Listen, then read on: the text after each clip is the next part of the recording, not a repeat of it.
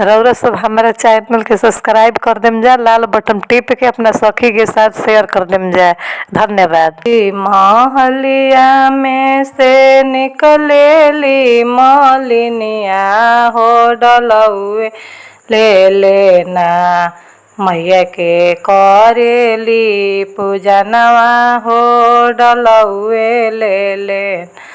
चंपा फूल लोढ़नी चमेली फूलवा लोढ़नी हो अड़हुलवे फूलवा ना, मैया लोढ़त भइल देर हो अड़हुलवे फूलवा ना।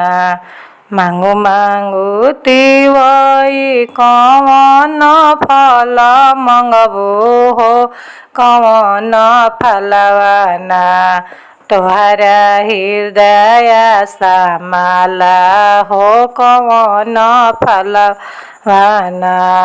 अनवा तो धनवा मैया सब कुछ दिहलू हो सिंदूरवे भी नूना, मैया मंगिया सुन कइलू हो सिंदूरवे भी नूना।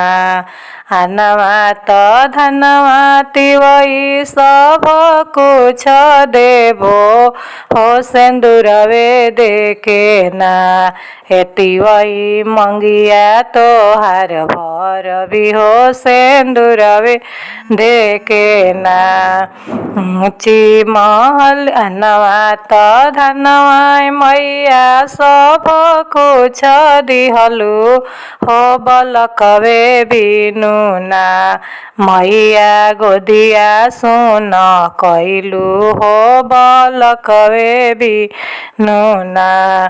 अनवा तो धनवा तिवई सब कुछ देबो हो बलकवे देके ना, तिवई गोदिया तोहार भर भी हो बलकवे देके ना।